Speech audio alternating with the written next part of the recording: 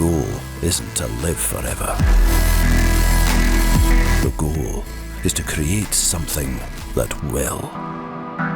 Welcome to Perspective, a podcast for wedding creatives, where we sit down, often with special guests, and talk about our many years of experience in the wedding industry so you can learn from us and grow your wedding business. And who are we? Well, I'm Simon, and this is my butter knife. Together we are Cinemate Films, two Scottish-based wedding filmmakers who love nothing more than drinking coffee and talking shop with others in the wedding industry. This episode is, of course, sponsored by With Jack, but I'll get onto that later in the show. Greg, who are we talking to? We are talking to Mari Trancoso. Hello, how are you? Hello. Hi, how are you guys? I'm good. We are very good, thank you. We're very well. I'm just going to correct you guys real quick. It's people call me Marie or Mary, but it's actually Mari, like calamari without the cala. Mari. Cool. Mari. Okay. Yeah. Okay. I get that all the time. I'm called so many things. So you know what? We probably should have checked at the beginning of the podcast, but our bad. Anytime I check how to say a name. No, it's fine. I'm used to it. Okay. And listeners, there might be a little bit of a delay, so just bear with us. Yeah, you comfortable? Do you have yourself a drink? Yeah, you ready for a 2-hour-long conversation? Some green tea with some oat milk. Nice. Nice.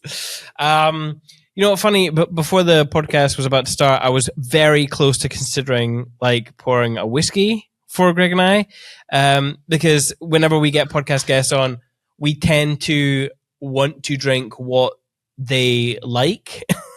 So I know you're a big whiskey fan. Mm-hmm. I am a very big whiskey fan. What's your go-to whiskey though? I have to ask this because there's so many different types.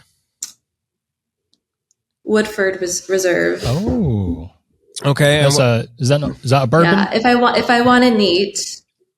Yeah, if I want it neat, but yeah, I'm more like a bourbon gal for sure. Or if I drink it with anything, I get Johnny Walker Black Label. Okay. Yeah. Okay. Yeah. There was a. How long has the Johnny Walker Experience been open in Edinburgh? A good few years now. Has it been that long? All right. Okay. There's a great Johnny Walker Experience in Edinburgh.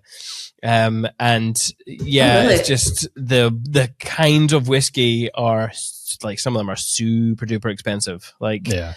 I am not in the right career to be able to buy one of those bottles of whiskey.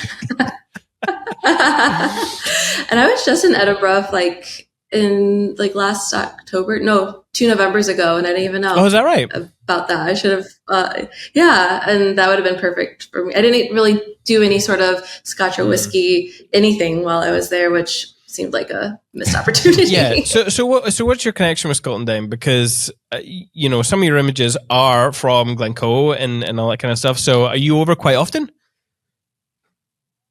No, that was my first and only time. So that was November 2022. So what brought me to the UK in the first place was a wedding of a fellow photographer in England. Oh, cool. So I figured if I'm going to be in the UK, I might as well spend 2 weeks there. 1 week in Scotland, 1 week in England. Nice. So I did Scotland first, and then I posted about my travel dates, and another photographer who runs Motherhood Stories reached out to me and asked if I was interested in teaching or leading a couple shoots for her workshop. Ah, cool. So that's kind of how I went to Glencoe, and because I started in Edinburgh first, and then headed up there, and it was I need to go back. There's a very few. I travel a lot, but there's a very few places that like I could appreciate their beauty. Wow, this is really fucking cool. But there's places where it feels like a heart home, and Scotland is 1000%. England was really beautiful, and I really appreciated it. But something about Scotland made me that. This is a heart home for sure. When you were shooting the wedding, were there any cultural differences that you enjoyed or maybe even struggled with capturing? So the wedding was in England, not Scotland, but it was actually kind of funny. It was kind of like a more intimate wedding, really laid back. But my second photographer. I don't know if you've ever had her on the show, Summer Grace. Summer Grace. So I hired her. No, yeah, she's awesome. You guys need to. She's awesome. But I hired her to be my second, and so she's from America, and it was just so funny. Like, kind of the questions we were asking, like of like different shots that we wanted, were kind of being made fun of. They're like, no, that's an American thing. That we don't do that here. I'm like, oh, okay, that's really cool, because I don't give a shit about those in America either. I just thought of those. I should ask that question. Yeah. Well, what kind of shots? Cake cutting and like feeding it to the people, like cake cut, and then you feed it to your spouse. Yeah. Okay. Yeah, that is that not a thing over there? The cake cutting is a thing, but the feeding it part is only really something that we see Americans doing when they come over here. Like, British people don't tend to do the feeding part. Yeah. You know, we shoot so many Americans. I know. It's odd.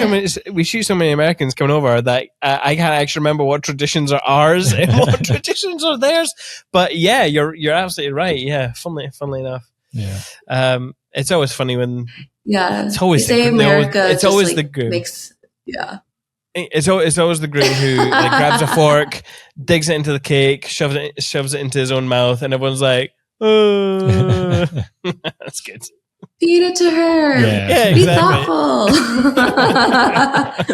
Yeah, exactly. I know they said America, like, they take things almost like too seriously, like, or it's like just too much of a production than it needs to be. Mm-hmm. Yeah, that's what someone said in that wedding. So, which makes kind of sense, especially since I'm in Chicago. It's like one of the number 2 luxury wedding locations in America. So I definitely feel that. Yeah. Sure. Oh, okay. Yeah, when I saw your images from Glencoe, and then I saw Chicago, I was like, oh, I wonder if you know Melody Joy, because she's always flitting between the two. Is that a name you're familiar with? Oh, absolutely. Okay. I actually visited. I got to have a lunch with her while I was in Edinburgh. So she fully lives in Scotland now, but she's from in Chicago. So I don't know how much she's going back and forth now, but that first year she was officially in Scotland. It was a lot back and forth. But I was able to catch her on both places. But she's amazing and just so sweet. Yeah. She's been like, I would consider her an OG podcast guest from way back, like when she started coming over to Scotland. Yeah, it was before she lived here. Yeah. Nice. You posted a while ago an announcement on your Instagram. It said, today we, in fact, it might not have been you, it might have been the team that you were working with. Today we softly announced the holding page of your website with a stack of photographs, sketches, and handwritten notes to uncover revealing past work and pieces of your personal history. It said, a glimpse at what is to come, essentially. Tell us about it, because as someone who tries to get as much information on their guests for their podcast, it's very difficult if you don't have a website. So I enjoy a challenge. So thank you. Absolutely. Okay. It's not a story, but it is interesting. So I have never done any branding. I've never had like a website done for me in my entire career. I spent 1 8-hour day in 2016 on the website that I did have. And that was the website that I've had. I was almost like too embarrassed to like give people links to my website. So I'd always like to have them come to my Instagram.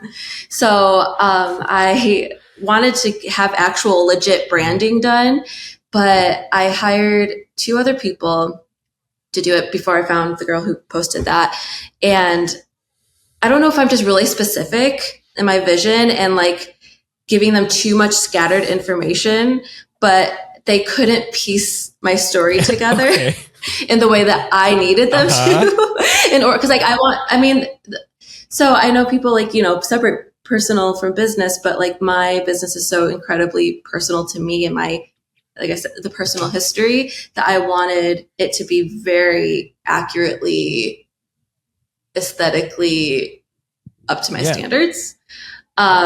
and especially if I had never done branding before, and branding, as you guys probably know, is like a pretty penny. It's kind of expensive. So I wanted it to be absolutely a reflection of my essence and not just a page with information. Yeah. So I found this girl. I don't know if you know Hannah Shea. She's a film photographer over here. So she had posted one of her web pages, and I'm like, oh my gosh, I love this branding. I love this aesthetic. And so I found my branding girl, Darcy Nellis, through her. So I reached out to her. So what date, can you tell me what date that was posted? No, I don't have that in my notes. I didn't. Okay. I'm pretty sure it's like maybe a year ago. And we still have not had our website. My website is still not finished, as you probably know. Yes. Let me do. Because I'm still so freaking specific of what I want, but she has more. So her process in the branding was so in depth and intricate. I had to fill so many forms out about like my past self, my inner child, my dreams of like, it was a letter to myself from past, present, future. It was like so in depth. And I'm like, that's how I knew that's who I needed. Because in order to really encapsulate the essence of me into a branding and website, those questions I feel like need to be asked. And those are like kind of questions I would like to ask, clients in order for me to accurately form their story into like their true essence. So we are still in the process. I think I've just given her run for her money. I think just because like it would have been done because like she gives the people who she works with 1 month and she just works on that and usually it's done. But I'm just wanting so many things. I'm like, wait, I have an idea for this and I have an idea for this. So it's been taking a bit, but it's almost there. It's like literally like a month away. Oh, exciting. Okay. I had to go back onto your Instagram. Yeah. It was December 17th, 2023. Close to a year, yeah. Close to a year. Yeah. But that's cool. That's exciting. Are you like nervous or are you just like, I am so just wanting to put it out there now? I'm so ready, obviously, because people can't look at my website and find information about me. But I don't know. It's like, so people say there's a type A person and a type B person, but I'm like type Z. I'm just like all over the place, scattered brain, just like, I feel like people, when I'm talking, people are just like trying to like keep up with me. Yes. But when it comes to, my branding, I've been really, really specific. And I don't know. I think I'm really nervous of putting it out there because I don't know. And people don't even know, like, I'm the only one who knows my true essence, but like, I just feel like people read it and like nitpick and be like, wait, this isn't like her. She needed to put more of this. So like, I'm just trying to like release that and just like put something beautiful up there. Absolutely. So, the expectations I'm having. Yes. I see here, Terry Hofford commented that she can't wait. Didn't know you guys knew each other. Yeah. That's cool. Big fan of Terry. Terry, yeah. I love Terry. We taught in Utah together last year or 2 years ago. 2 years ago. Cool. And that's when I first met Terry, and it was just like I like gravitated towards Terry. The whole she's time. got that energy that does pull you in, doesn't she? Guys, if you haven't listened to that podcast, you need to go and find it and listen to it because what a conversation. Yeah, she was lovely. Yeah. How was your experience at Way Up North? Were you speaking at it last year? Yeah, it was my first conference ever. It was really electrifying. I loved the community. There's not really things like that here in America. And I felt like when I was there, like all the Europeans were there. They all knew each other. It's like I could see how tight knit you guys' community is over there. Like, and it was really intimidating. I'm just a socially awkward person anyway. But especially that I had to like have a mic on and give this whole presentation to 600 people. So it was really nerve wracking, but definitely a learning experience for sure. But yeah, it actually, I was like a shell of myself in the month coming into it, because I was so determined to like just make this the perfect presentation. And so I had to apologize to everyone like around me. I'm like, I promise I'll be better when I'm back home from way up north. Just bear with me. And then when I got back from way up north, it took me about a month to like come back to myself, because I completely crashed. And so actually I loved way up north. I want to do a conference thing again, but it made me sort of realize my travel and social meter. And I completely exceeded that. And that's a big reason why, so I was supposed to speak at Grain Festival this year, and I'm now going to speak there next year, because just mentally I needed to take a break from in-person education. One, because of the social everything meter, I'm like, oh, I just need to slow down. And then with education, I just kind of like, I was just from 2022, I started being asked to be a speaker or lead a shoot here. And it was something I always wanted. And I didn't know I liked intimate workshops, doing my own workshops, big conferences. So I wanted to just try everything. And so I did that until, this year. But then I found myself not actually creating outside of that, because I was putting so much energy in educating that when I got home from a travel thing or home from an event, I did not want to look at my camera. I didn't want to even communicate with my clients, because I was just like done with all things work. So I'm taking a break now until next year's Grain Festival to come back into my artistry. Because I'm like, if I'm teaching about my artistry, I'm not actually practicing my artistry, and I've grown so much as a person in 2 years, what am I actually supposed to teach if I haven't actually put things into practice? So that's where I'm at right now. I mean, I miss creating. Yeah, I mean, way up north, out of all the conferences or workshops, is high pressure. Yeah, I remember speaking to Cole about it, and he was like, "Yeah, I purposely put people under more pressure than they're comfortable with to see how they perform." And I'm like, "Cole, that's cruel as fuck." Yeah, it's like in a theater with spotlight, whereas some of the other ones, it's a bit more of a casual environment, and that takes it away a wee bit. Yes. How did you? Yeah. Oh, cool. How, like when you're about to do a public speaking event of that magnitude, like how do you deal with it? Like, do you just keep everything in, or are you like me and just externalize everything? Like, what's your process for dealing? If it's creating what I'm saying while I'm home, I very like, no one talk to me, no one look at me, no one breathe in my direction. I'm like, I need to know this inside and out. I need to know myself inside. Like, it goes into this like whole like existential thing. So yeah, very internalized. But then when I'm there in the moments before actually speaking, I'm shaking. My heart is pounding. Like it doesn't come naturally for me. Speaking does not come naturally for me, especially being thrown into way up north. Cause Cole, like it was very like, I'm like, oh man, there's so much pressure. And I'm sure he was just like so sick of all my emails. And like, I followed all his rules to a T. I'm like, I'm not going to disappoint this man. And then it turns out no one really cares about the rules, and they just did whatever. So I'm like, I could have just done that too.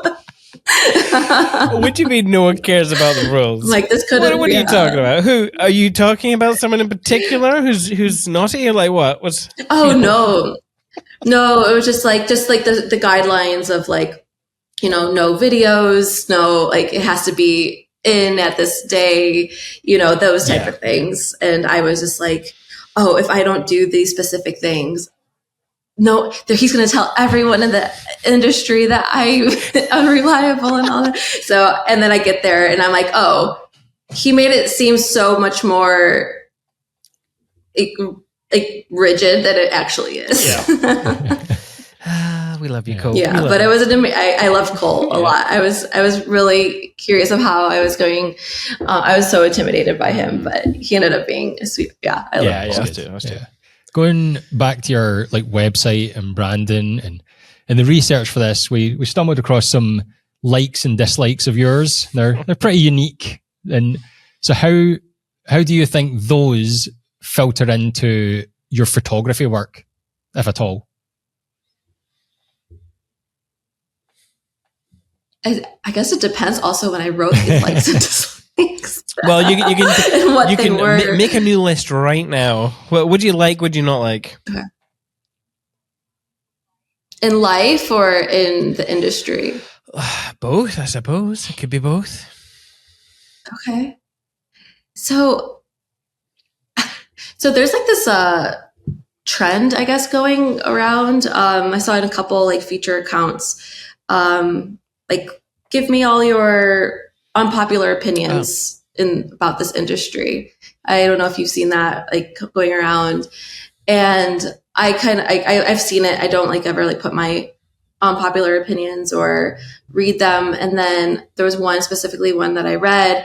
I was just reading the comments, and I just felt, even if I didn't do the thing that was an unpopular opinion, I just felt everything. So like I felt myself crumbling and like contracting, like this weird body like reaction. And I just felt how like this trend is, I'm very adaptable. I'm very like, art is such a personal form of expression. Even if I don't understand it or agree with it, it is not right or wrong. It is not something that should be exiled out of the industry. So really like specific opinions of right and wrong, black and white, really make me uncomfortable, especially as artists. And I get that we're in a business industry, a service industry, so there is some of that. But how I shoot, like I said, or like you read to me about my landing page of showing my personal history. Like I said, it's the nostalgia, the legacy that you are putting into the work that you give to your clients is such a personal one and a unique one, that it's, I could feel like unpopular opinions are just so obsolete in this industry. So I know you asked for a list of likes and dislikes, but I think that's that's where like something that has really, bugged me about our industry of how black and white people make it, how right or wrong someone is doing something or not doing something. And I'm just such a like adaptable person where like I'm at like a basketball game, like I just want everyone to have fun and enjoy themselves. Like I'm just very like so I don't know. I guess I have a soft heart when it comes to how I work in this industry, and I need a harder heart. I don't know. But too many opinions. I think if Terry Hofford was here, she'd be like, "Oh, that's a squidgy feeling that you've got about those questions for sure." And I actually agree with you. I genuinely like. There's too many opinions about what you should and shouldn't do at a wedding that it kind of like couples will apologize for doing something that they really want to do at their wedding. And I'm like, oh, don't apologize. I can see you're really having a lot of fun with this. So just have a lot of fun with it. And I don't know if it's the same thing, but at the start of the year, there was that things that are in for 2024 and things that are out. I guess that's similar. It's like, but if somebody wants to do that at their wedding and they read that list and go, oh, it's not popular to do that, I better not do it. Like, no, do it. Like, do your own day. Oh, absolutely. Yeah. And I felt that similar body reaction when the in and out trend was going. And I think I actually made my own in and out. I have to look for it. And it was really like kind of going against the grain where like, what is out? Shaming other photographers doing for what they want, or shaming brides and grooms for doing what they want. Like that's out. Like all these lists are out, you know? And going back to what you're saying about couples apologizing, I don't know if it's just from social media and it's just such a standard or a expectation of how a wedding should go. And I don't know how it is over there, but like I'm in Chicago and it's a luxury wedding area, and you know there's planners, and it's really like a lot of it feels like a production. Like sometimes I'm talking to the planner more than the couple, and then we get to the day and I've had to like tell couples, I'm like, hey, it's not about what the planner wants, it's not about what your parents want, it's about what you want. They're like, oh yeah, you're right. Like it's like almost like a light bulb for them. I'm like, wait, but this is your wedding. Like I guess I've never been married, so like I've never really been in that position to plan a wedding and who I need to please. But in my head, all I'm trying to please is me and my future spouse, and everything else is just completely does not matter.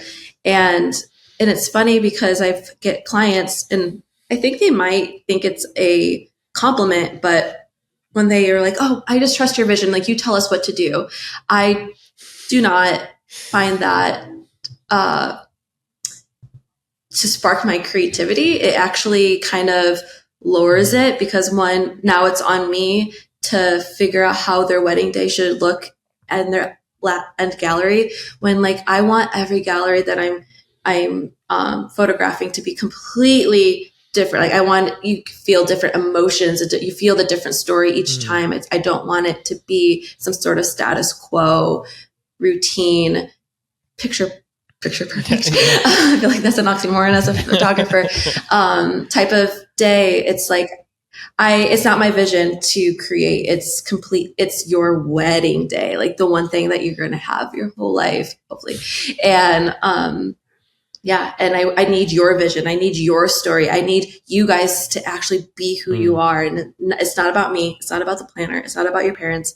It's about you guys. And it's actually kind of crazy to see how common it is that they just don't think it's about them.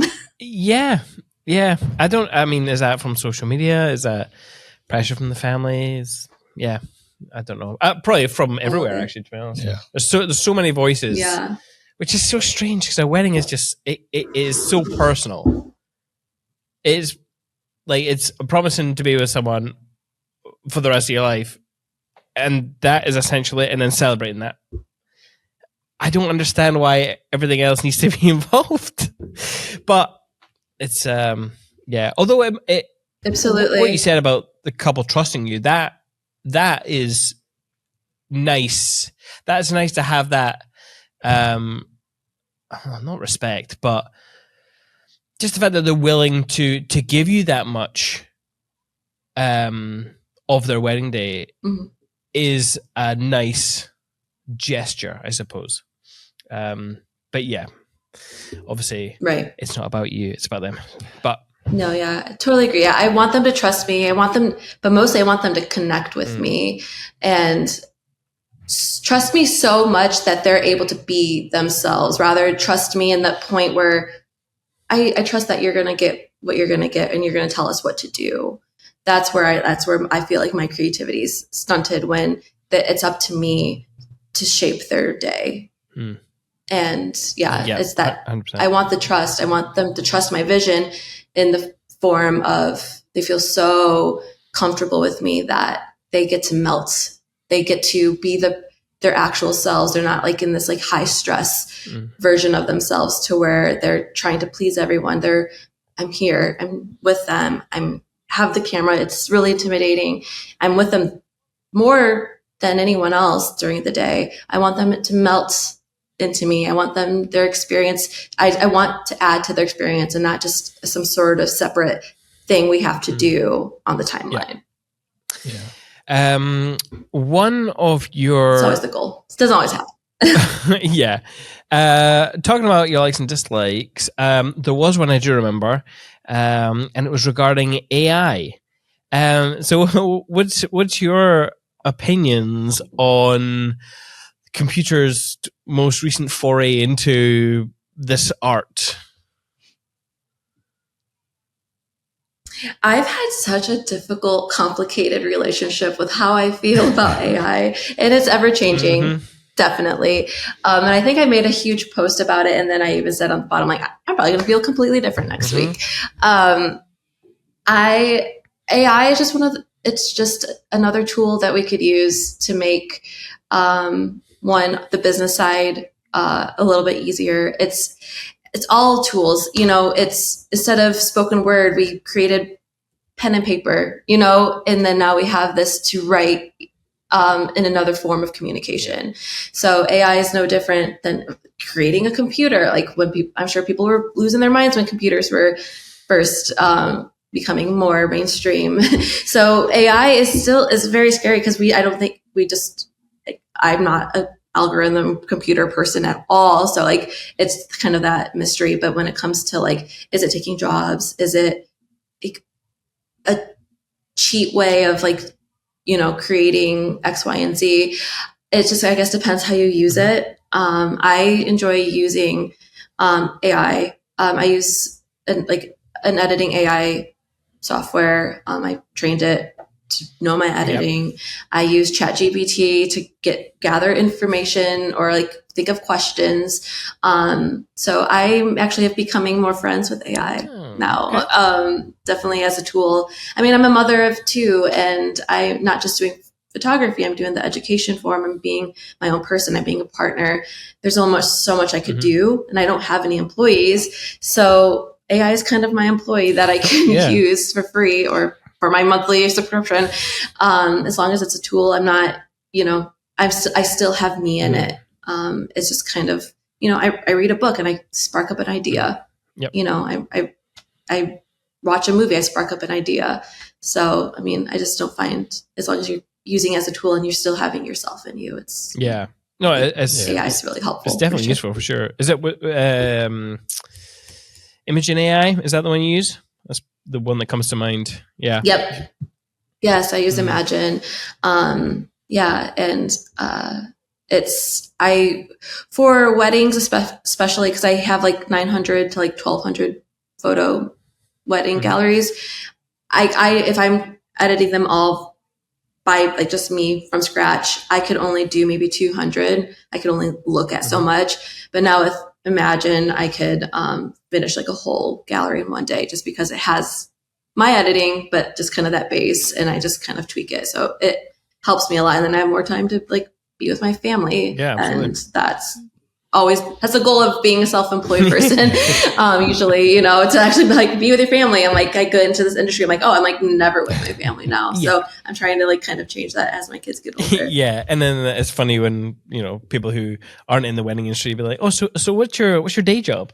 I'm like, what? Oh my God. Are you kidding? I don't have time for a day job. What are you saying? Do you think there's ever a time where photographers it's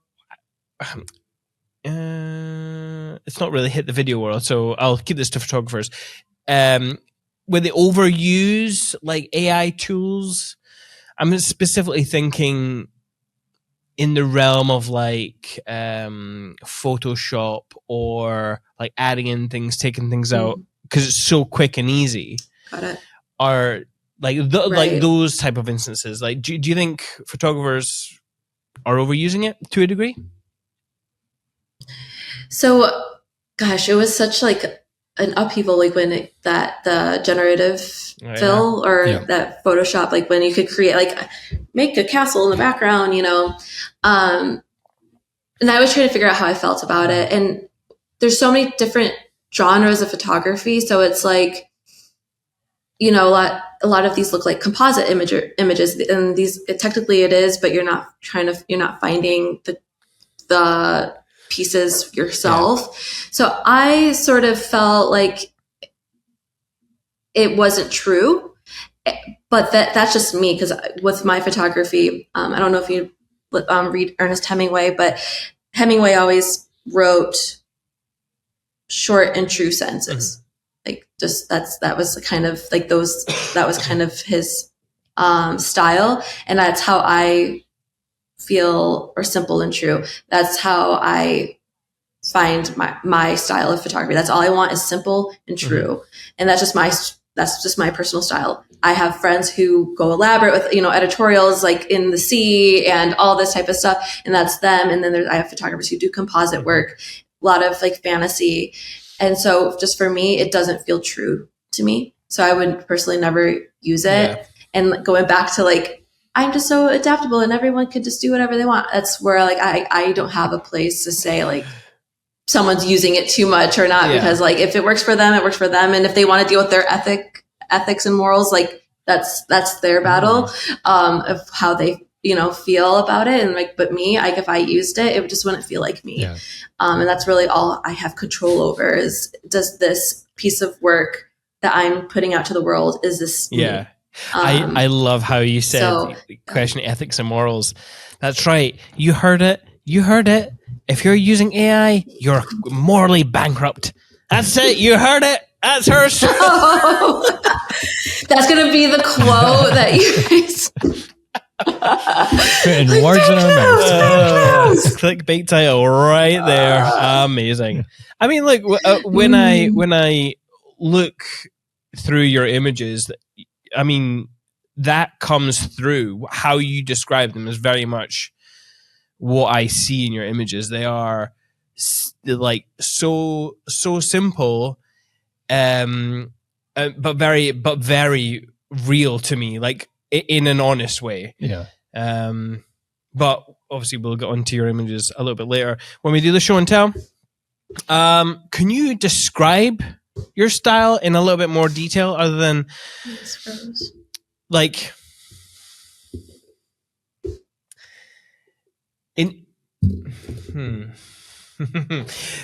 like it? I thought you froze, but you're just okay. That's my brain freezing as I. It does this often. I'm like, wait, you guys are froze. I can't hear anything. I'm a terrible podcast host. Just segments of just. Oh, I'm trying so hard not to. Like, if someone was to ask you to describe your, it's literally me. As someone to describe your photographic style, like you probably wouldn't use those words right off the bat. Like there are like instead of honest, it would be candid. It would be documentary. That use of language. Am I making sense, or am I just fucking? I'm 1000% understanding, okay. And it's funny because no, I won't use those words. I actually like the words that you said, that instead of honest, if I would use candid or documentary, I wouldn't, because I don't think I'm a documentary photographer at all. Oh, okay. Nor do I think I'm a candid photographer. Mm-hmm. So when this is why I love my branding girl, because I was explaining all this to her. I'm like, I don't know, I'm not documentary, and like every like families, couples, and weddings, I completely approach differently. So like, what the fuck kind of photographer am I if I can't stick with one approach for everything? And what she came up with, she's like, it's just a poetic embodiment. Ooh. And there's different ways, there's different approaches to reach that poetic embodiment. And I'm like, oh my God, you're a freaking genius.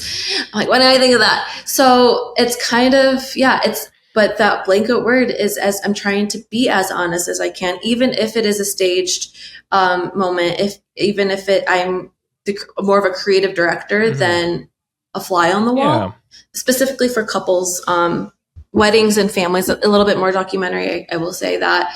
But with couples, like those just couple shoots, love story shoots, it's definitely more of a creative director. So while it is staged, or I'm just barking orders at people and I'm not letting them, it's not like just like this like beautiful flowy dance, because that doesn't ever happen. Maybe one or two, couples a year, I get like, oh my God, I'm like crying as I'm photographing. Like, you guys are angels and unicorns and beautiful. That doesn't always happen.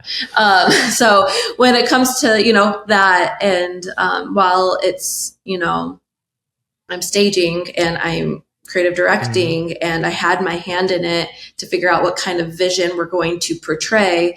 What I tell my couples, I tell them exactly that, but also what we're trying to create, like what storyline we're trying to create, even if it's not something that you guys do every day. You know, it's not a documentary thing, but it symbolizes a part of your story, a part of your love story that you want to exemplify, you want to exaggerate, you want to show the world in a very romantic, you know, cinematic way. Yeah.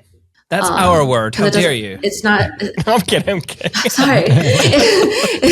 So it's like there's just so many different types of genres of things. There's documentary. Yes. There is sci-fi. There's, you know, rom-com. You know, so it just really depends on the person or the couple themselves for me to figure out how we're going to shape this story. So, and it's still honest. Yeah. It's still, that's really what is important to me, that like we keep you in it. So that's when people say like, I trust your vision. You tell us what to do. I don't know you well enough to like come up with this like very honest idea of what we should photograph. Like that's just not going to happen. I could have you in a lake in a boat and you guys fucking hate water, you know, like it's not up to my vision. You know, like your fiance literally is deathly afraid of water. He almost drowned when he was 7 years old. Like, you know, like I don't know those things. I should know those things. So like, don't like it up. Don't let that be my vision. So that's when it comes to crafting a love story session. It's honest, but how you described it is actually, again, when I'm looking through your Instagram, it's quite evident. You wrote something, and I can't remember where I saw this, but you were sharing a kind of take on feeling drunk in photos. Like, and then when I look through your images, there's definitely a sense of humor to them. Like how, like, are you? How are you placing? What is wrong with me today? Humor what is fucking wrong with me today? I don't know. You're so nervous by me. I'm so intimidated. The sense of humor in your work is very clear to me. Is that dependent on your clients? And if so, like, how are you trying to pull that out of them or playing in your images? I've never heard anyone say that they find a sense of humor in my images, which is amazing because I think I'm the fucking funniest person in the world. Maybe other people don't think that, but I find myself like top-notch comedy. So thank you for finally someone sees my true essence. I mean, obviously there's like a romance. I think you used that word as well. To your images, like there's so many tones, like loneliness, there's playfulness. There is obviously a whole load of humor. So it's strange that you'd say that, but yeah. How so? I love that. I'm gonna have to ask you, like, to send me like a photo of like what you think was the humorous. Wait, were you being sarcastic? But it is dependent on the client. Okay. Yeah. No, I really want to see. I'm very curious of like your like what because I don't know if it's humorous or like what it is because like it's just I'm just doing it. Yeah. You know. Yeah. And sometimes I don't even know the tone of the story as I'm shooting. It's when I'm like culling or editing where I'm like, oh yeah, like I didn't feel super confident in this session, but it all like I just stayed simple and true, and it just all just came together naturally because I created that container for them to be able to be simple and true, and I just strive to be simple and true in my, you know, actual physical technique, I suppose, and it just sort of always comes together. There's like a quote from Henry Matisse that I always come back to, and it's don't be original. Be simple. And if something, be good technically. And if something is in you, it'll come out. Yeah. Okay. And that's what I go back to. I'm like, I'm not trying to be original. I'm not trying to think of like the craziest idea to get views. I'm not trying to think of like, what can this editorial be that like no one's ever done before. And I love when people do that because it is gorgeous. I love how those mine's work. Mine doesn't. Mine just to stay simple and true. And I know how to work my camera. I'm good technically. And what I can trust is that my self is going to be shown in these photos no matter what. Yeah. Did you ever see that Alfred Hitchcock kind of case study on, oh God, I can't even remember what it's called. It was like he had one image, like a portrait of him, and then it smiled, right? And the image before or after, I can't remember which way, it was when he was smiling at a semi-naked girl or something, and it made him appear like a pervert. And then they re-edited it with a picture of children playing or something like that. And then suddenly the meaning that's the same image of him turned from a pervert to just an adorable grandfather figure. And I always thought that was a really interesting case study to do. And, like whenever, like you were talking about how you keep things simple, but find meaning after, like I always find that's kind of like a film thing almost, in the way that I also try and keep things as simple as possible so that I can have the ability to change a way a clip makes you feel depending on where in the sequence I put it. Absolutely. Yeah, it was interesting because I think sometimes when you're in it, especially for weddings, when there's so much happening, you don't always have time to put the deeper meaning of an image on it until later, when it's in a gallery or when you're coloring it, or you don't notice it. Yeah. Everything's so fast. You don't have to. You can't really. Become introspective in a wedding day.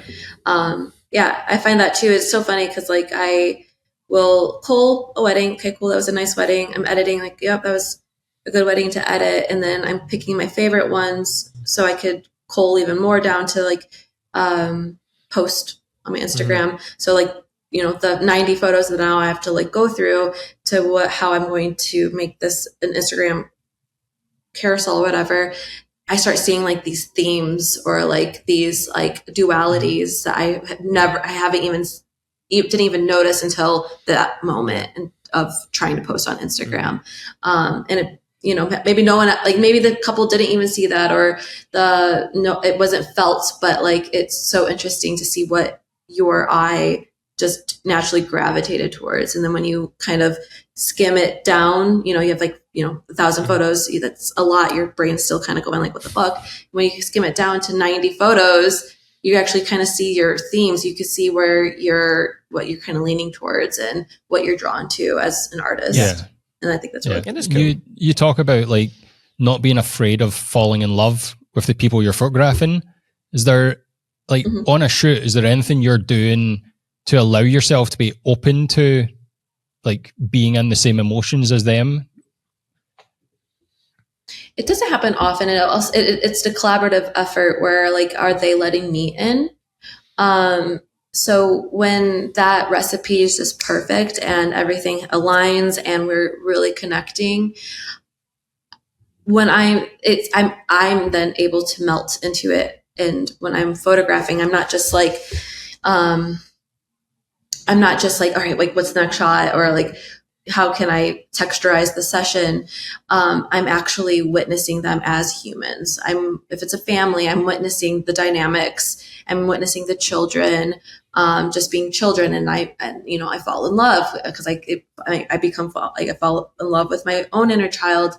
And it's almost like, I'm able to kind of like feel that feeling again in my business. And that is a feeling of deep love. I'm able to fall in love with this couple because their story is just so fucking beautiful and they're allowing me into it. So I'm seeing them as humans as I'm creating. And a lot of times even like on live view, I'm just kind of like, I just want to witness them. Yeah. I'm not just trying to figure out, the shot. So like I said, it's a collaborative effort. It doesn't happen all the time. So it is just who is letting me in. So I have that access to my own emotions. And then honestly, I mean, if you put one where I did not access that to one, I'm like fucking in love with these people, to someone who probably isn't a photographer and just kind of wants photos, they probably wouldn't see that difference. You know, still good photos. I know what to do. I'm good technically. Yeah. And then there's this level. Maybe they would see it. That'd be cool. But I'm able to see the difference. I'm able to like, get more emotionally attached to this one, where this was like, yeah, like, those are cool photos. Like good choice of backlight, Mari. So like, it's just, so there is that depth to it that is pretty apparent. Yeah. You used the word texturized there when you were talking, which was quite interesting, because I do remember reading somewhere you were talking about recreating that kind of grittiness of like early relationship, like feelings in your images. Yeah. How like talk to us about how you would achieve that kind of texture, as you said. Yeah. So if we're talking specifically, obviously, about couples or weddings, and now I'm remembering all the things I put on my old website, because these are all coming from my old website. Which you probably had to look like a while ago, because I don't think that website even exists anymore. No, I actually made your notes ages ago, even before I asked you to be on the podcast, because I was like, I'm definitely gonna get it wrong. So you're a creep. That's true. I've got too much time in my hands. He hears that a lot. Excuse me. No, I love it. I appreciate the homework, the studying of me. So, and that's funny, because that's what I wanted my whole brand to be back then. It's kind of different now. Was I want to be able to, because I don't even know if I had I didn't even want to focus on families. It was just purely couples and weddings on my website that you creeped on. And stop saying I creeped on it. You're making me sound like a perv. It is what it is. Just own it. Oh dear. But I think that where I was at in my life was bleeding into when I said I want people to feel like they've fallen in love again with the person. So that in my life, during that time, I was such a hopeless romantic. I just had a bleeding heart, and I just wanted that. I just wanted that constant feel of new love. I want that like twinge of like grief, even if it's a new love. Like, is this going to end? And if it does end, where am I going to crumble? I love that, like that first layer of exposure. And I felt at the time when I created that website and said that, and where I was in my life, I felt that was always going to be the goal that I try to reach with the clients, because if I could get there, then there'll be vulnerability and rawness, and they would be able to access it themselves, especially if they haven't accessed it in a long time. Yeah. So it was like almost like a goal where I'm like, I want this to be almost like a therapy session. But yeah, how things change. And I feel like I still kind of do that, like just naturally, because I am always going to be a hopeless romantic, but just because I wanted that to be my brand. I wanted that to like be what fully encompasses. That's just not what I'm doing now, but it's still true. It doesn't happen all the time. It's so hard. Like I think I forgot the statistic of like, you could only have so many close friends in your life. Like I feel like it's like 12. I can't remember the statistic. Like you're like a human could only be capable of like having these many close people in their lives. And it's kind of the same with photography or you're having clients. Like you're not going to like have chemistry with everyone. You're not going to access their first layer of exposure with everyone. When I was feeling that way and I wasn't reaching it, I would just get down on myself and it was kind of ruining my self-worth. So I just kind of opened up my softened my heart, released the rigidness of what I was wanting out of my business and just kind of letting things fall honestly is how they're going to. Yeah. Hey, I'm Ashley from With Jack. and one of the sponsors of the Perspective podcast. With Jack helps to keep photographers in business by supporting them financially and legally if they have problems with a client or they make a mistake in their work. We've all had that fear of our CF card or our hard drive failing and losing important photos. You can find out more at withjack.co.uk. Head over there and find out how we can help you be a confident creative. Changing things up a bit, like being a photographer, the taking photos or creating photos is only a small part of the job.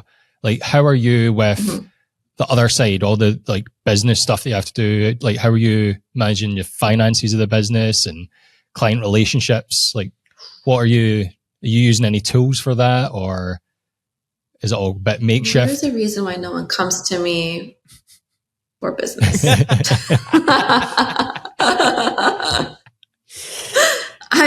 I'm the creative brains in this system here. I don't know anything else. I'm kidding.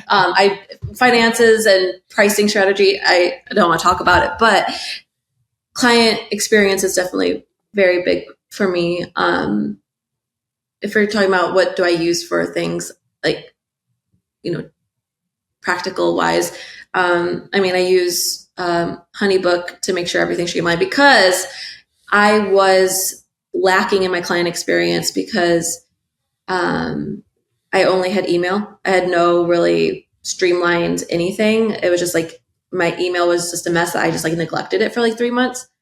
And so it made me stressed. It made me lose clients. So that lack of disorganization needed to change, because it was changing how I had my client experience laid out. So now I use Honeybook, so it is a lot easier. I'm still just, I do have a VA, but she doesn't handle any of my emails. Maybe she should, because when it comes to all like that first initial communication, it's really hard for me to stay on it for sure. Especially emails. And I just try to get people on the phone, not even on the phone like this, like talking in real time, because that makes me nervous, because I'm like a really social awkward person. But I try to just text them, or like I could voice note them, like any ideas that I have. And like you kind of hear how I talk. I'm not formal. I'm not like professional, so they could kind of have that, already preconceived like notion that like, oh, she's this way. It helps me personally. I think selfishly, that's why I did it, because like I want them to come into this knowing who they hired. Yeah. So are there going to be anything that changes when you do your rebrand with anything on the back end, or is it just primarily just like forward-facing stuff that you're going to be changing? I could actually work on SEO, which is nice. I've never been able to work on SEO in my life before. So I have no idea how to do that. Oh, yes. Yeah. I did. Sorry, there's definitely a delay. Sorry. No, it's fine. It's fine. I hear SEO is a tricky bitch, so I'm hoping I can figure it out. It is. We've actually just hired someone to work on the SEO of our. It's not been something that we've put any focus in over the last 14 years. So we're like, let's try and do some of that and see how that goes, because social media is a bit crap right now. Why? Yeah, absolutely. That's exactly why I want to have SEO. Yes. Yeah. So how are you managing your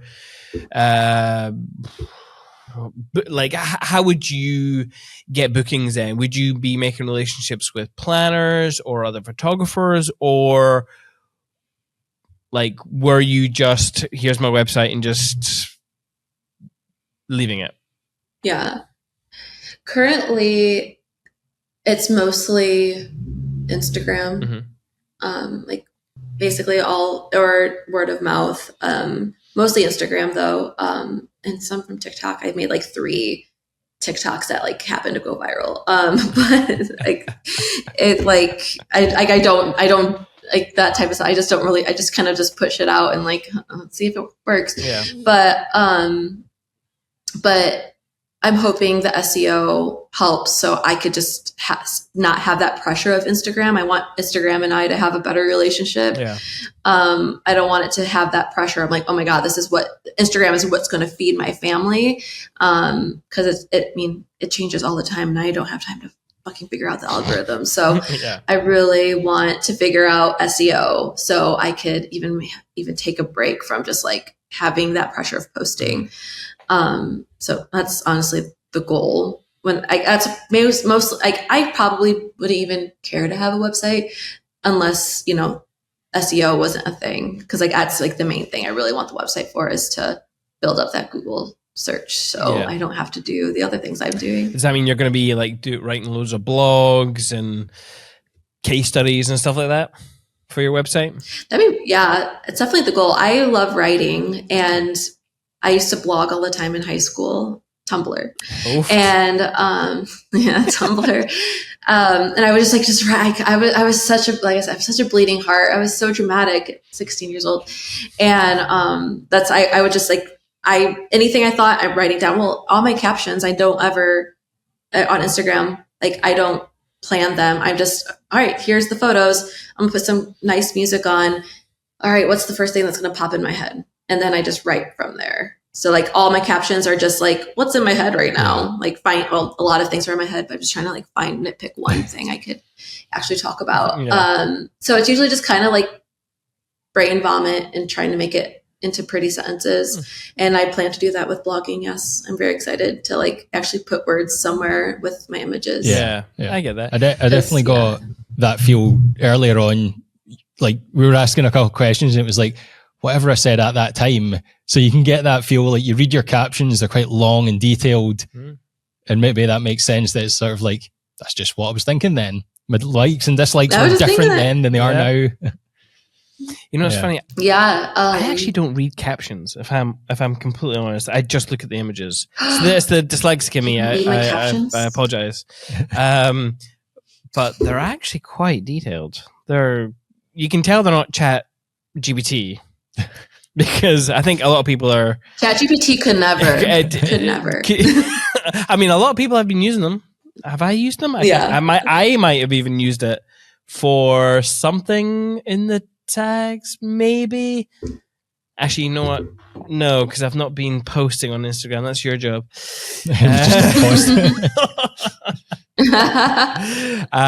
But yeah, it's pretty interesting actually what you write. So it's kind of like a journal entry. That's what it feels like when I'm reading these now. I'm just like, you're always asked about if you supply client closet, like the clothes.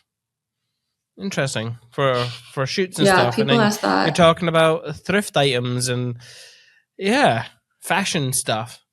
Pretty interesting. How far down are you?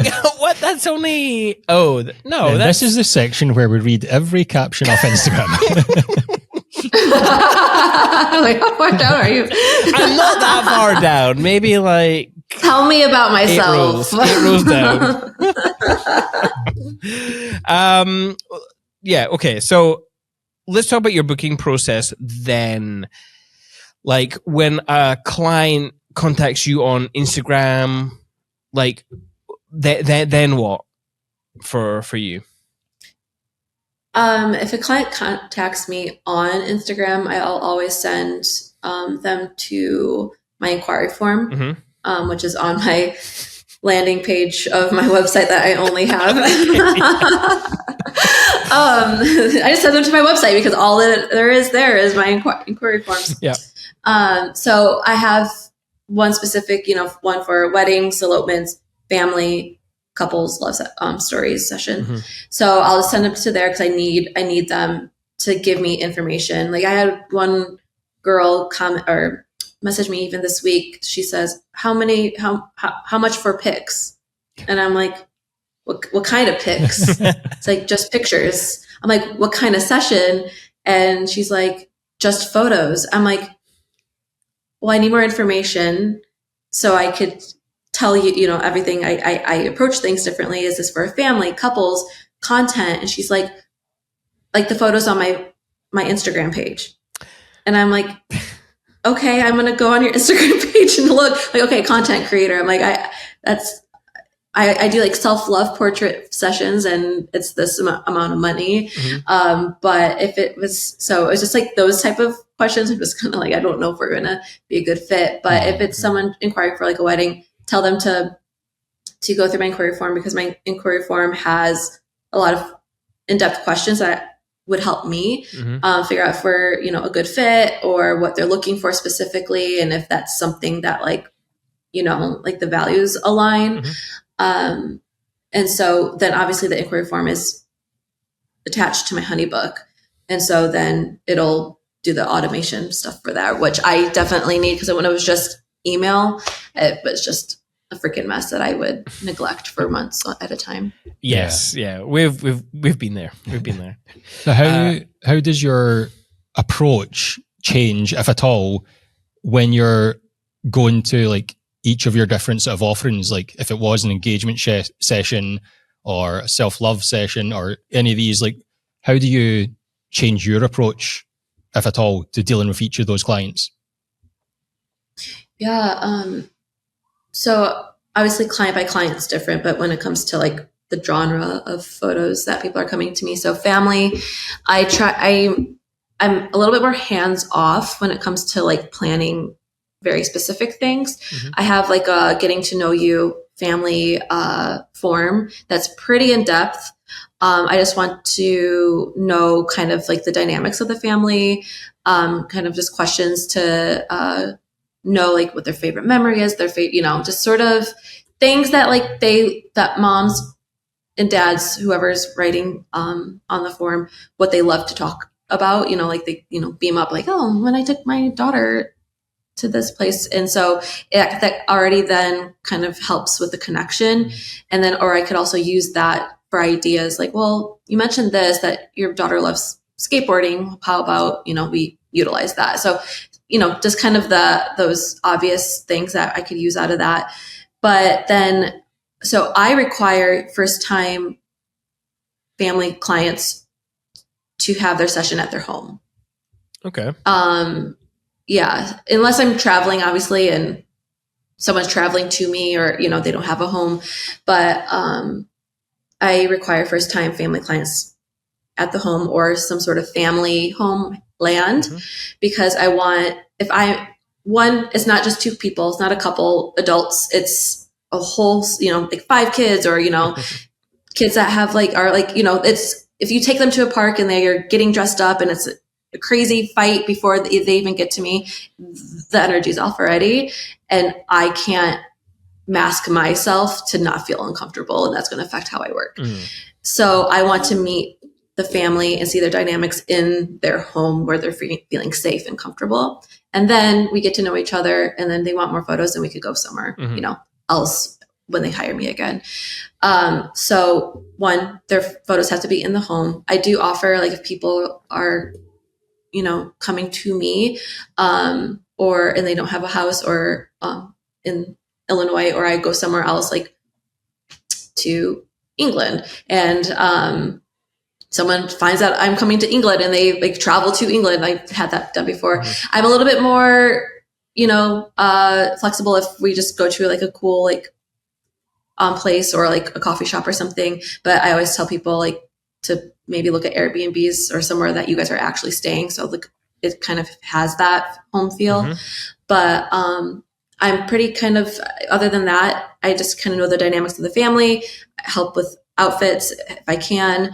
But other than that, it's pretty hands off. But when it comes to couples, I'm very much more hands on. I right away when they book me, I require them to send me a mood board.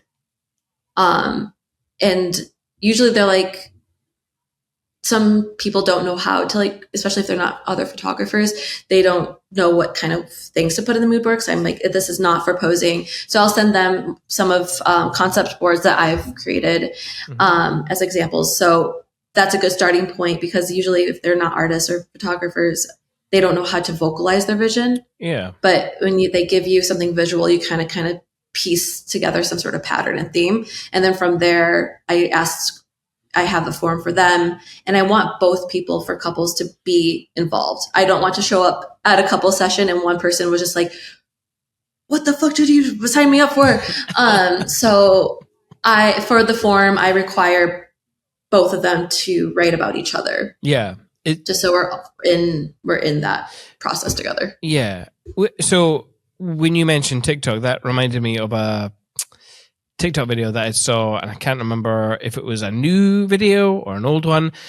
But you did mention a something on the video. It was like a POV when you hire a photographer for a tailored concept.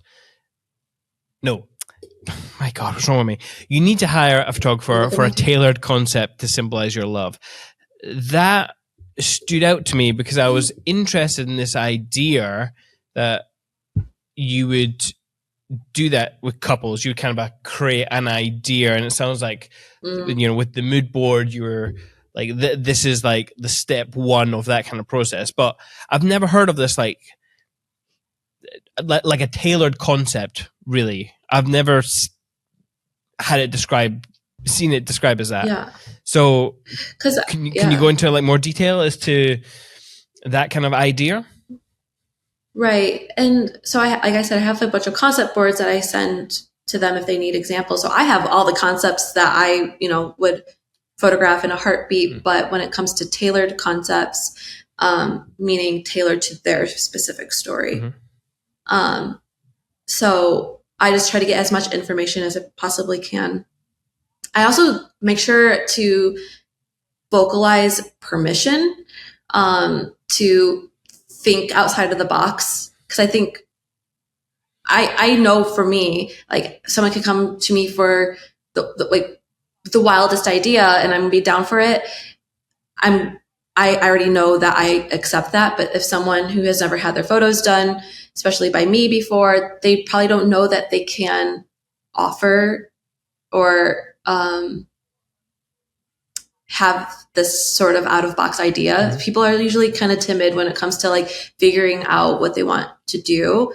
And so it's like important to have that permission where it's like, it doesn't have to be, at some sort of park, or it doesn't have to be at the normal places that people take photos. Like we could think of something like world's our oyster here. Like we could think of anything that we want, it depending on like what you want to highlight, like what aspect of your relationship you want to highlight. Yeah. Or if it's something that you guys just do mundanely, like I break things into scenes anyway. So, and that's another thing of texturizing sessions. So when I do have that couples session, I try to do at least 3 scenes. One, organize my brain of like how we're going to move from scene to scene. And then 2, texturizing the sessions. Like you go to like a restaurant, like a really like a Michelin star restaurant, and the chef gives you food and it has like all these notes to it. Like, oh, I taste like savory, but then it like hits like that, like my back of my throat with the heat, that type of thing. That's kind of how I want my sessions to be. I don't want it just to be one note. I don't want it to just be, one emotion, one outfit, one location. I try to mix how I can to change up the scenes, to portray a different part, or even like the same part, but in a different way. So when it comes to families, it's just one scene. We're just at home. Maybe there's scenes like kitchen, outside that, but it's their home. With couples, I try to do it a little bit like today. I'm like going to Chicago. We're starting at the museum, and then we're going to walk to the subway, and then we're going to go to the platform and do subway photos. And then we're going to go to her sister's house where they're going to get married. So just naturally, those are scenes, different scenes, but different scenes could mean different emotion or different undertone, using different light, using different color palettes, that sort of way. So I make sure I texturize a couple's session that way. Yeah. And obviously I can't really do that with weddings. Weddings just happen just naturally how it is, there's no planning other than knowing the logistics and details. But couples are definitely more hands-on. Yeah. Yeah. And that's what I was thinking about. Sorry. Like when you're talking there, I was thinking, how does that creating scenes translate into your approach on a wedding day? Yeah. Because as you say, the couple sessions, you can do that. You can be more hands-on. So how do you like you also mentioned the word cinematic earlier on. How do you bring that scenes and cinematic aspect to a wedding day? Like, do you bring elements of it to try and keep that sort of theme in your work going? With weddings, and it also depends on the type of wedding. So let's say I have that wedding that I usually get in Chicago where it's like 300 wedding guests and they each have 10, people on their sides, like their wedding party. And the timeline that the planner's given me is just like packed full of information. I am going to have more of a hard time getting creative in that sort of environment because it's already sort of predetermined and there's a lot of more moving parts to manage, whether if like indifference of like if it was just the couple that I'm hanging out with and their like immediate family. So that approach becomes differently. So like in that big production, Chicago wedding day, it's a little bit more introverted. It's a little bit more like, okay, what can I, like, there's so much shit happening. I'm not going to interject myself, I'm going to be the advocate for my couple, letting them know like, hey, if you don't want to do X, Y, and Z, we don't have to. But other than that, I'm pretty much just witnessing everything. So I have my second photographer. So making sure that like I have that pressure's kind of off of me.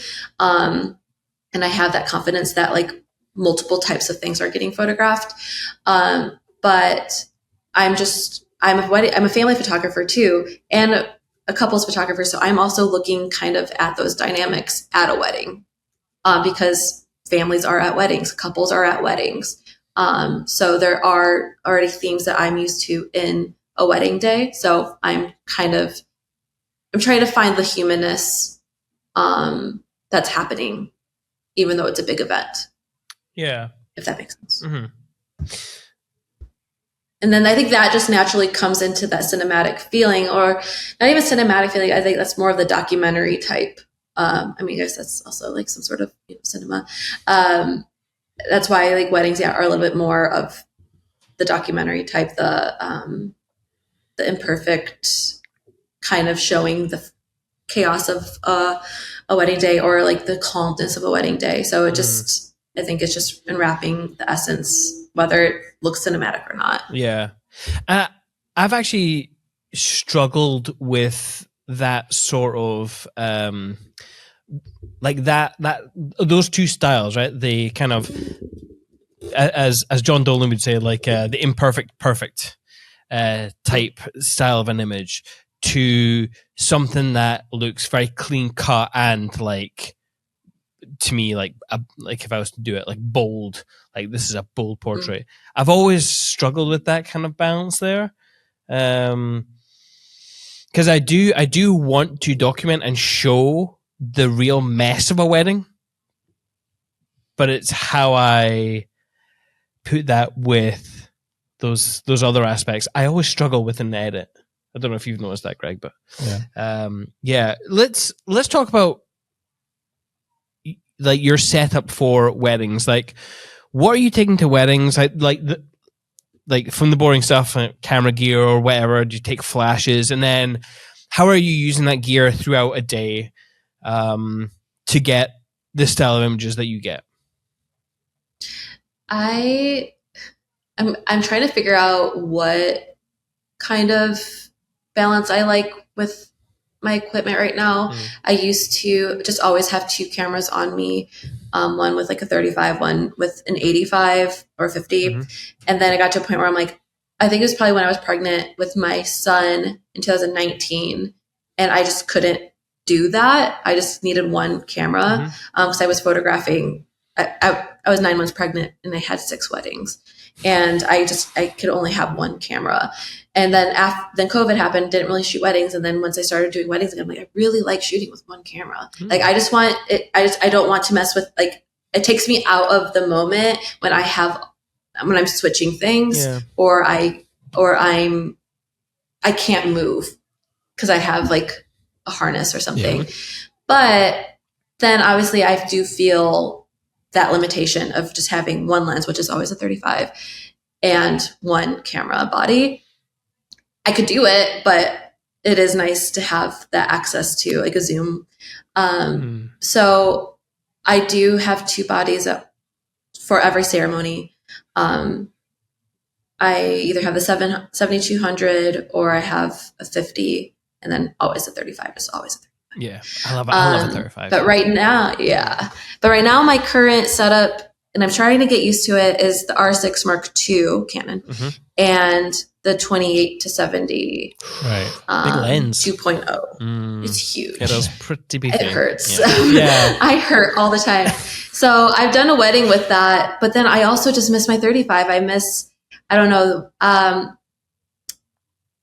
know nothing about gear. I'm not a gearhead, but it's almost too clean for me. It's too pretty. I like my 9-year-old Sigma 35 that's a little bit dusty. And is it going to miss focus? I don't know. We're going to see. I like that than what I'm been getting with the 28-70. Yeah. And the Zoom has made me really lazy. I miss, because I have the 35. Like if I need to get close, I have to be close. Yep. And I love being in people's faces so much. So do I. It's so good fun. I love it. I know. I just want to be like, hi, do you love me? Do you love me? And then I have a 70 and I'm like so far away and I'm just like, it takes away that intimacy that I need with my couple. I've seen other filmmakers shoot with primarily an 85, and their films are like amazing. We're talking like Richard Lang or Philip White, like something along those lines. Very clean cut, very like luxury-esque wedding film. But for me, I can't see the world in an 85. It just seems so voyeuristic to me. Mm-hmm. Yeah. You know, I want to feel like I'm a guest at a wedding when I'm watching a wedding film. But I just can't, I just don't get that with an 85, which is so I tried it one time. You know, you guys who shoot with an 85, you're very good at it, but it's hard. Yeah. Plus, I do like being close. I do. Yeah, I do like being close. Hey. Photographers fucking hate me. Do you like my perfume? Oh yeah. If you were super close, and because I don't do video, obviously just photographer, and you're just like close, I'm like get the fuck out of here. But also the reason why I like my 35 is because obviously you could see other things. So I'm already like looking at what's happening on the side and to see if I have to put my attention towards that. Yeah. Or I'm using my predictability. Like that's how I get, like for families, I have to do the predicting of a movement. So like if a kid is running, like I'm just focusing on mom and another kid, and I see, I could see this other kid running. So I know that he's coming. So I'm waiting. I'm predicting that he's coming. He's not even in the frame yet. Okay, now I'm seeing him in the frame. All right. And then I'm like moving my settings a little bit, and then I could get that shot. Yeah. So I'm doing that also with weddings, and that's why I like the 35, because there's so much shit happening. So it's like, all right, I'm focusing on this, but like I can't see on my viewfinder other things. Yeah. Are you waiting for that moment where the kid, for example, is in that good light? You're waiting around for that pocket of light, and you know he's going to walk in that delicious pocket of light. You know he's going to walk in there. Yeah, expose it all the way down. Yeah, my favorite. Like there it is. And I start yelling and throwing my camera. I'm freaking out the kids when I get it. I'm like, yeah, and I just leave. I think my favorite part of any wedding is doing that, like a drinks reception, where you're waiting for so long for something to happen in the pool of light that other people see you holding your camera at nothing, and they're like, what the fuck? What? They're trying to figure out what the hell I'm actually looking at. Oh, yeah, so good. Like, I love confusing people. So good. Why tell me that? So yeah, that's your focal lengths and your camera gear. What about for like dancing? Because I think for the majority of a wedding, you could probably get away So, and I'm thinking of Rocio Vega here because she uses flash all the time. Like you can get away with using that kind of natural light for the majority of the day, but for dancing, when it's not in summer, or even if it is in summer in Scotland, it can be quite dark. So people tend to bring out their flashlights, or people tend to bring out their wider lenses. Like I've seen like a 60 mil on a photographer's camera at one point, and they're getting right up in it and using a flash and doing the whole shutter drag thing. Like what's your approach there? Do you have different lenses for that, or are you just doing something else? So I'm trying to figure out what I want to stick with, but before I got the R6 and the 28-70, I did have, for part of the day or part of the reception, I did have like for the speeches, like the formalities. Yeah, I had two bodies, one for ambient light, one for flash. Okay. Yeah, so because even with flash, if I'm able to bounce it off a ceiling, or I'm doing front flash, because I don't do off camera flash. Okay. I'm still not getting like, oh, it's really dark in here and it's beautiful and romantic and candle lit. Like I'm not getting that feel. But I do want sharp, non-grainy images for them. So I do have one with that, and then one like ISO up, going all the way down, maybe even really low shutter speed that if it gets blurry, it gets blurry. So I have that mix. So right now I have the 28-70 only. So right now I'm doing, I'll have my second shooter either on ambient or flash, or I'm on ambient or flash. Right. Because I only have one camera. But then when it comes to dance floor, I try to go as wide as possible. I don't have a 16. I mean, so right now that's very wide, to be fair. That's huge. Yeah. So I only have 28-70. Like, so 28 is my widest. So, but I'm just shooting like this. I'm not even here. So like my wrist is breaking. So I don't know how I could keep doing that. I think I just need to find some, like maybe even a cheapy wide lens to put it on. But I was fine with my 35 too. Yeah. So I liked my 35. I mostly do front flash. If the lights are pretty and it's not just like, oh, actually even DJ lights are kind of cool. It just depends. It depends on how it's laying and all that. Then I will do some like ambient, like mysterious party shots, without any sort of flash. I kind of mix it around depending on what's happening. Yeah. I was on YouTube earlier today, and I saw, I don't know if you know Magic Suvalowski. You might have met him at Way Up North. I love Magic. Yeah.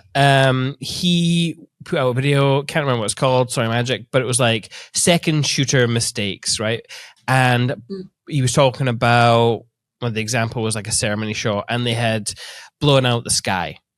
And he was talking about the shooting mode that he shoots in, and I think it was priority mode. Anyway, when you're shooting at a wedding, what are you, fully manual? Are you fully auto, like some other guests that we've spoken to on this podcast? Like, are you good with your white balance and all that kind of stuff? Like how are you using the tool?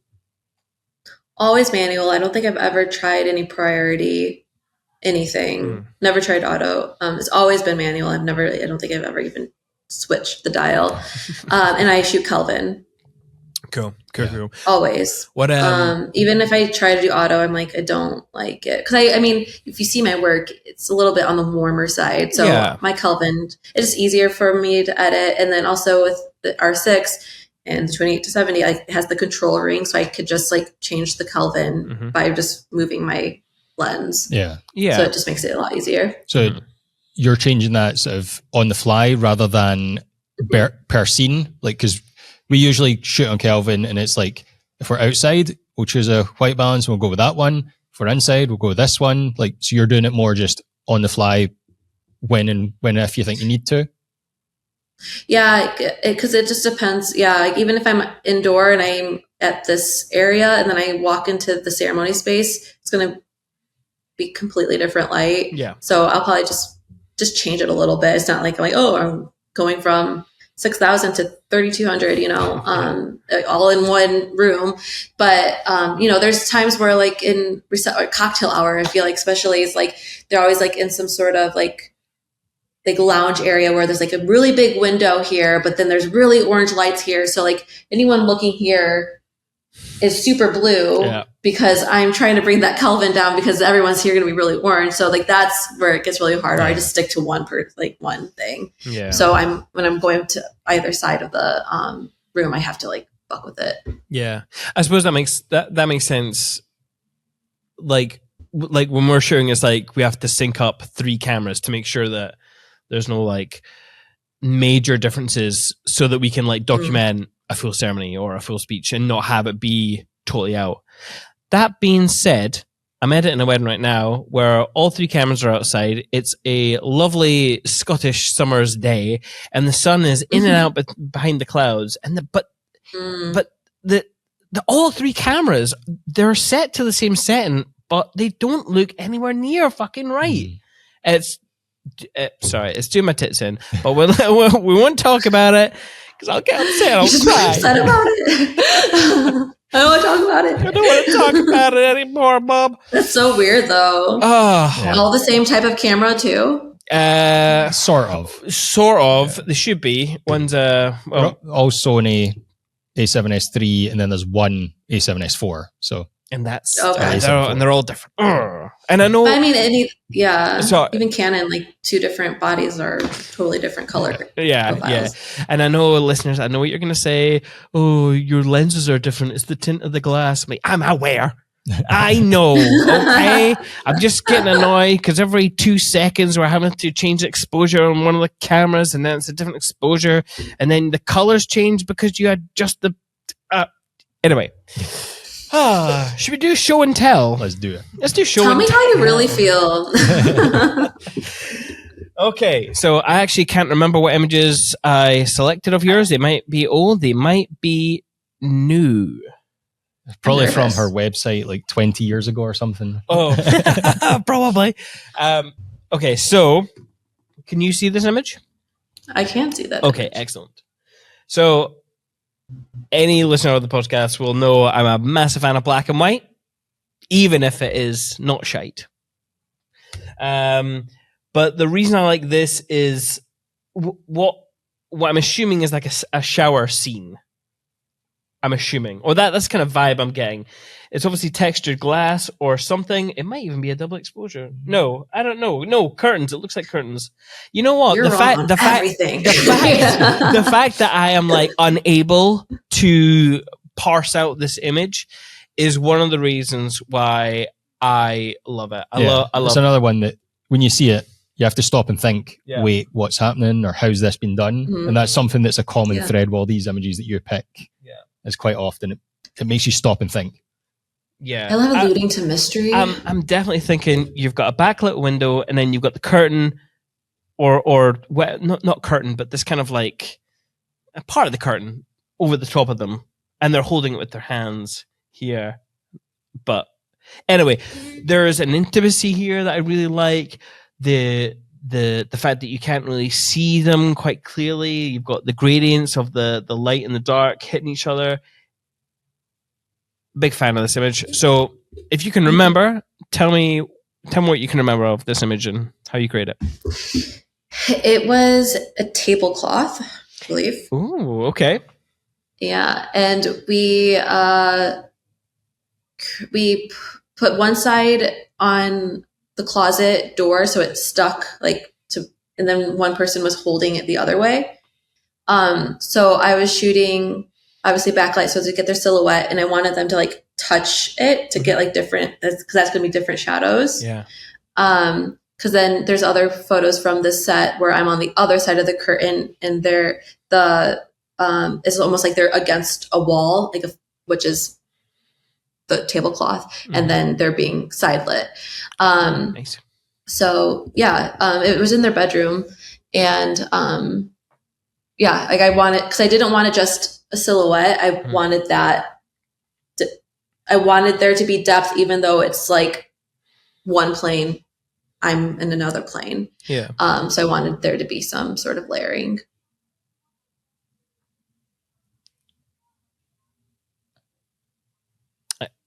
Hello. Are you there? We froze for a second there. I think you're back. Oh, you're back. Sorry. Okay, I'm like, you guys froze. I'm like, I don't know what you guys are saying to me. What you said? What was the last thing I said? I can't remember. I panicked as soon as you disappeared. Basically, yeah, just the way you laid it out. Yeah. Yeah. I can't remember. It's terrible. It's terrible. No, so one of the things I think is quite nice about this photo is that, okay, I know they don't, well, it looks like they don't have clothes on. But like if very minimal clothes on, yeah. Yeah, if ever, especially in Scotland where there's a lot of rain, I know some photographers are like, oh, I don't know what to do if I can't go outside. Images like this are something that you can always do. Mm-hmm. I mean, it's very, to me, it is a very simple image. It's just the textured layers and the backlit. And I think you just need a window and fabric. That's it. Yeah, or even like an LED light or some kind of, everyone's got a little light in their thing. You could very easily do the same and move the light around to get something similar if it was video or something. So there's always ways of like playing if you are limited with you know your venue or the weather or anything like that, or even in the winter. Actually, this would probably be like a go-to image that I would definitely try and attempt if it was like completely dark outside. But yeah, that'd be cool. Yeah, it's cool. I really like it. Next image, Greg. Yeah. Yes, I am. This goes back to the last conversation that we had in the podcast about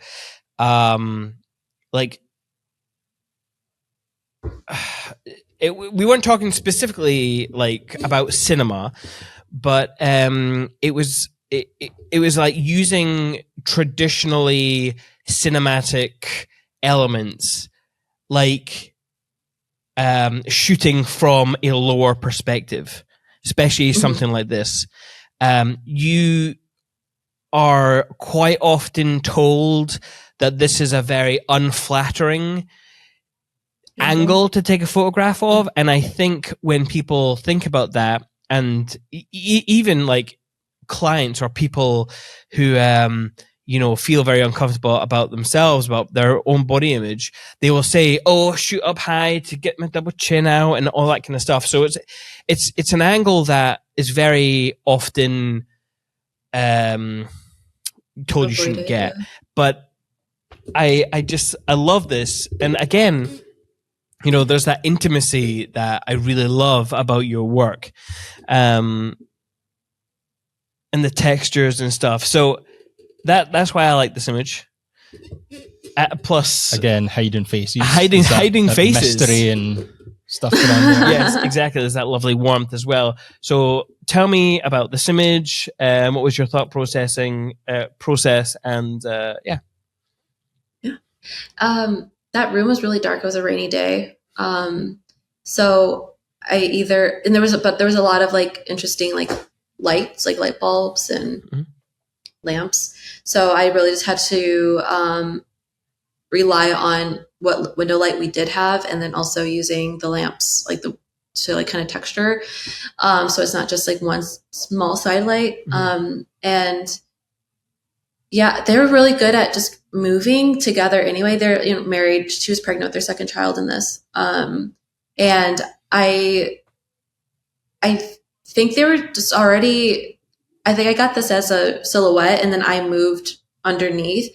And because if I stood up, I don't think I could really see what's happening. So I went down to see a little bit more, and then so I could like kind of wedge in to see like the light part, which is showing what he's doing, and then I think they were like a little bit up already. So I told him to like hinge her down, so it could come towards me, and to drop, cause she had like a shawl, and to drop the shawl so I could see kind of like her back. And I don't know if this was I can't fully see. I don't know if that's the censored one, but you could see like just a little bit of like her butt, and it was just like so beautiful. There is a little bit of butt. Yeah. There is a little bit there's of butt there. Okay, there's butt there. Okay, cool. But I love, I mean, there's always some sort of like duality of light and darkness in my work. I don't look for it; just happens. But yeah, I wanted the light enough to just illuminate, so you could just kind of see what's happening. Yeah, I like that. Don't give it all away. It's also one of those images where I would get very jealous of photographers being able to do a portrait aspect, because just having that length, seeing it full body is again another element that I love. If I was to do a sort of similar thing as a video, I would have to take all those little elements that you just mentioned, the shawl falling off, which again, adding any movement to make it look good is actually quite difficult. You have to kind of drop it in the right way, and then they'd be moving. So like, would you always be able to see? You'd be shooting hands, so it becomes a little bit of a more, like, it would feel more staged. I feel if it was in video. Yeah, but I do really like this image. And obviously, like, even though they are doing like things a little bit naturally, there's like, I'm shouting a little bit more things like, all right, like drop the shawl a little bit, like I am still directing them for sure. Yeah. This one actually, it was one of those images where I wasn't sure to keep it in the show and tell, because I'm pretty sure this is I might have found this from your old website. I can't remember. But the reason I liked it is because, we've been talking about the kind of texturizing and not quite applicable to this image, but the grittiness. And although the other images had, like, they were very passionate, this one stood out to me because the other ones I don't think were wedding images, but this one is a wedding image. But the juxtaposition is, this is definitely not your average wedding scene. And this couple, they're not like entangled in one another like the other two images. So it was kind of nice, but it's very harsh. It's very gritty compared to the other ones, which are quite nice and soft. So tell me about this image and why you've leaned into the grittiness for this one. There wasn't a lot of places outside of the venue to take them. It was in Chicago, so like we were very, very limited where to even go. So anything that like captured my eye that was like visually interesting and not, blah and boring, like I had to like have some sort of like body reaction if I looked at it. And then I'm trying to see who it is. I'm sure, because I've done this a couple times, so I'm trying to figure out which couple it is. Yeah. There was one specific one. I don't know if you can see it in the back. It's a little gritty or little pixelated, so I don't know if it's this image. But there was like also a mattress behind them. Is there a mattress behind this? There is. I think it's got like cough graffiti on it. Okay. It says something. And I forget. Yeah. So I saw this little, underpass this, and it was I can't remember if it was nighttime during this, but like there's obviously lights in the underpass. And then I saw like the mattress, and I'm like, ooh, this seems like a fun place that I want to be in right now. And so when I was like, we did like other portraits in this, and then like I was in a specific spot where like that symmetry with that pole like right there, and that light is like, it was right there. So I knew that I wanted them to be in their own frame. Yeah, and again, the duality is blatantly obvious in this one with the white wall drifting to the black wall. Yeah, I really like it. I love a good Chicago underpass with a. Yeah. So obviously, I had to get one from your shoot at Glencoe. This is Glencoe, right? I'm not like off my. No, this is definitely Glencoe. No, yeah, it's Glencoe. It's definitely, I mean, I know, I know my Glencoe. So. Obviously, with this one, the softness of the light, the colors, even down to like the family hair, like all those kind of colors and the oranges and the warmth, mixed with just like it's not a perfect image, which is something I like. You can like it's an action shot, The hair's all over the place because of the wind. Yeah.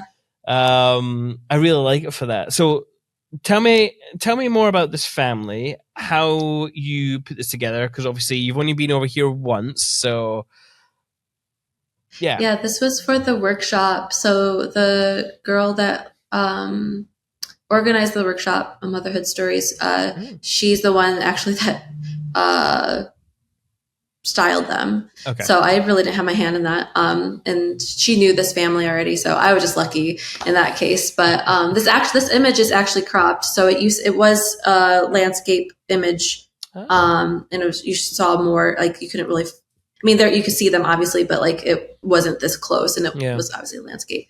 It was an accident actually that I'm like, oh, I like it this way better. I think I like double clicked on it on my double tapped it on my phone, and it just like brought it, it like brought it close, like zoomed in, and I'm like, oh, this crop is so much better. So I cropped it for like the main image. Yeah. So yeah, I really liked it just because like also there's like a lot of like the sky and like the mountains are like also like really bluish, and also like obviously they're redheads, all of them. And the color palette in Scotland was just like, I've never have seen any that, even beyond them, just like the colors in nature. I like this. I can't even think of one place in America that has something like this. Like even just like seeing it visually, I'm like, this is insane. And then I get to my camera, I'm like, this doesn't even like, this is like a different world. So yeah, this was a lead shoot. So I had like other photographers shooting, and like when I lead shoots, I make sure people are in groups. So I had them like run back and forth a few times, and I just told them like, each time you run back and forth, do something different. Or have like one child in a different spot, just do something different. And I do that even when I'm not teaching too. So like if there is a family and they're just playing, while it is documentary and I try to keep my hands off, like I do kind of make it a game for like the kids that like to run back and forth. So even with that, or in couples, if I have them do a prompt again, I just make sure I just say like, just do something, like do this prompt, but in a different way. Yeah. So I think one time she did it, one of them was like on her back maybe. And then, so this one was just like, yeah, I think I might have, was even like yelling, like turn towards, whatever her daughter's name is. Like, so I was like, kind of like reach towards her, for that to create, and it was so windy. So like that movement is just going to happen. Yeah. Awesome. Yeah. I think there is actually one more. There is? Yeah. I thought this was the last one, but while we're talking there, it's just like, I feel like there might be one more. Yeah.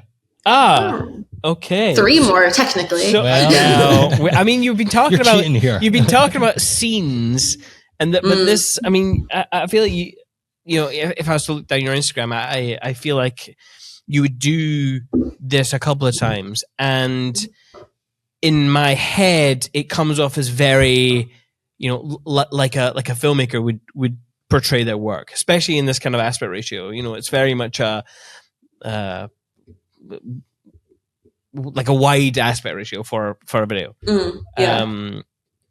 And although it's the same scene, you're telling those different elements.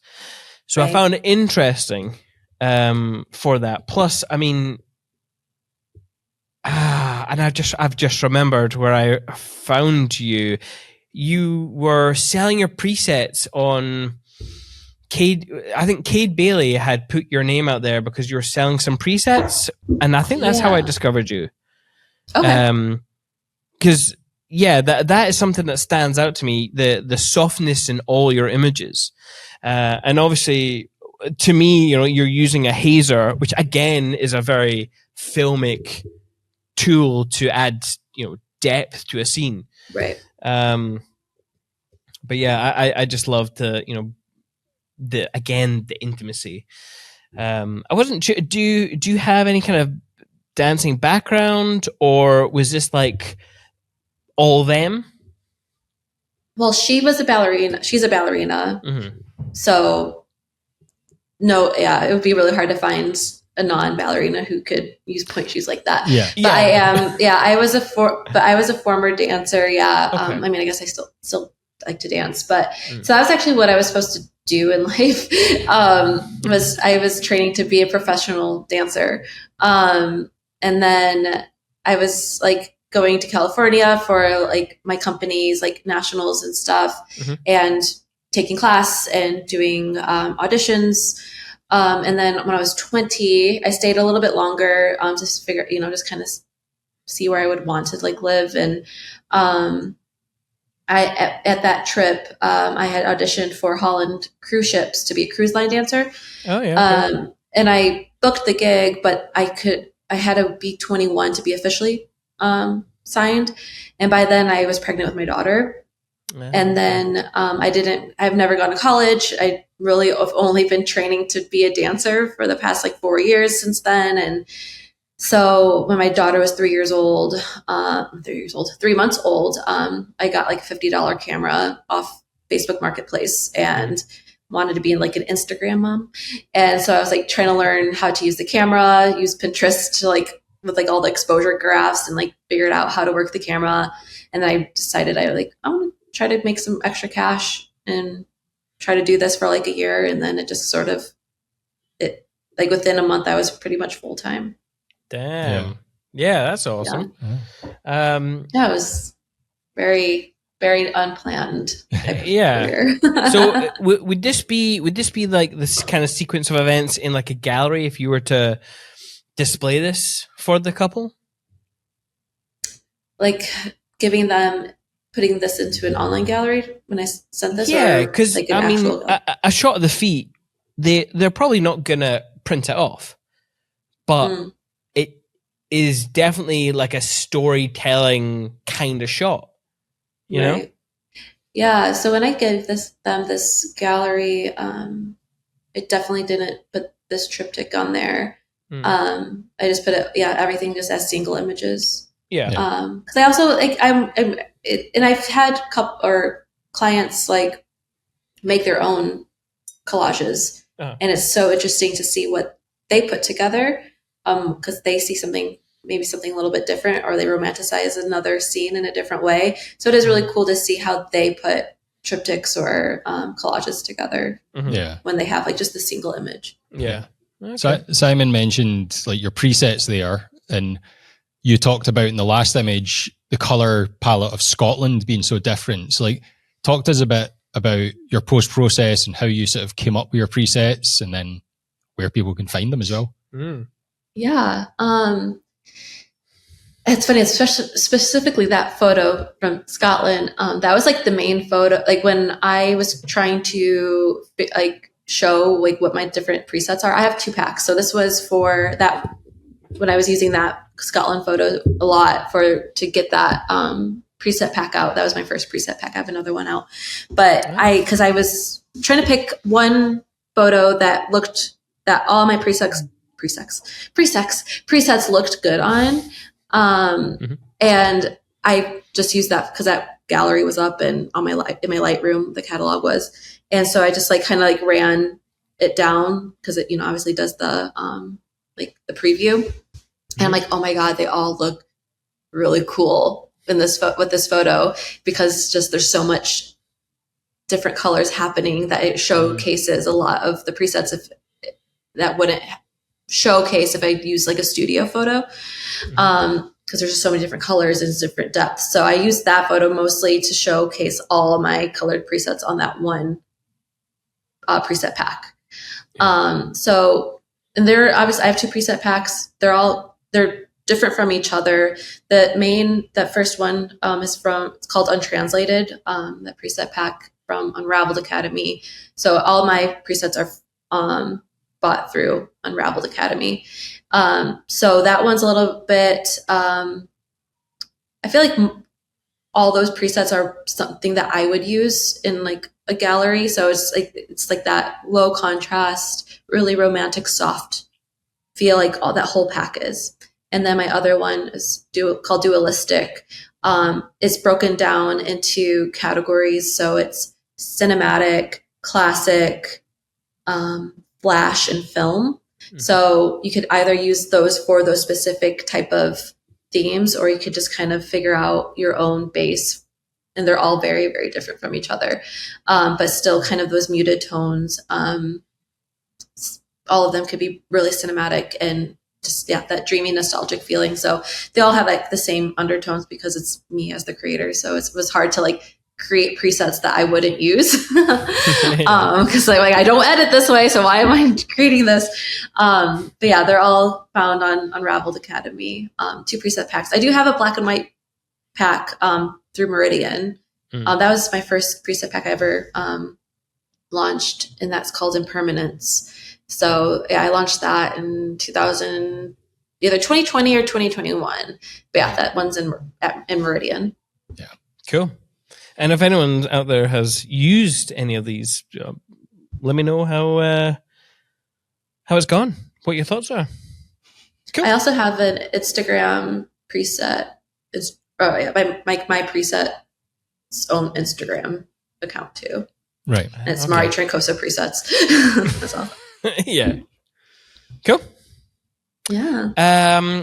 For our newbie photographers who are just getting started, do you have any like pieces of wisdom for their early steps in their career? Me now looking back, I think it's important to honor each stage that you're going to go through. It's like a 3-6 month stage of like figuring out your like cycle of figuring out editing and what you want to even shoot and put out there, or what kind of photos you want. Like it's all going to change, and let it change. And because whatever is going to be natural to you will be very apparent and you'll know. But each stage is very important to get to that spot where you envision yourself. So don't ever think, oh, that was so cringe, or I don't know what I was doing. That all was those were all stepping stones to where you're going to be. Yeah. Nice. And wrapping up, do you have any book recommendations for our listeners, whether it be photography book or business book or anything? Probably not business book. I have literally 12 books right here right now. I think it's called Women Who Run with the Wolves. I think it should specifically be every woman's Bible. It talks about the wild wolf, wild woman archetype, and how we're women's, the true essence of a woman is like of a wolf. A lot of myths and lore in that book, and it's really powerful. Not just women should read it, but everyone should read it. But Women Who Run with the Wolves definitely is something that I take with me. It's a small little book too. I take it with me with most of my travel. Cool. I looked up on Amazon. You can get it for like 13 quid on paperback. So there you go. Yeah. So yeah, go for it. I wish I had photography books I could recommend. It's fine. That's fine. Where can people find you? Obviously, you mentioned your presets and where people can buy them, but like if people want to check out your work, what is the name? The name. My username for my Instagram is just my name, Mari Trancoso. Obviously don't have a website yet. Hopefully by the time, like within like the month of this airing, I'll have a website. Literally just right now, my branding website girl just texted me. So maybe I'll have it soon. So, but that's going to be just my name, maritrancoso.co. Cool. Yeah. .co. Yep. Nice. And if it's not, definitely go to her little splash page at the moment and just click through those images. It's kind of cool. I was a little bit confused at the beginning. I'm like, what is this? Where do I click? What's happening? I click in the middle. It's just the next thing. And it's an experience. It is an experience. Interactive experience. It's good. I really like first splash page. It's good. It's good. Thank you. And people can find us at perspectivebycinemate.com. Our name is at Perspective by Cinemate on Instagram. I've had way too much coffee today. This is like my 5th cup of coffee. So yeah, fun times. Thank you to Ashley Baxter at With Jack for sponsoring this episode. And if you like this conversation, you can hit subscribe on our YouTube same username, at Perspective by Cinemate, or wherever you get your podcasts. You can follow us, and hopefully we'll see you in the next episode. However, in the meantime, enjoy your life.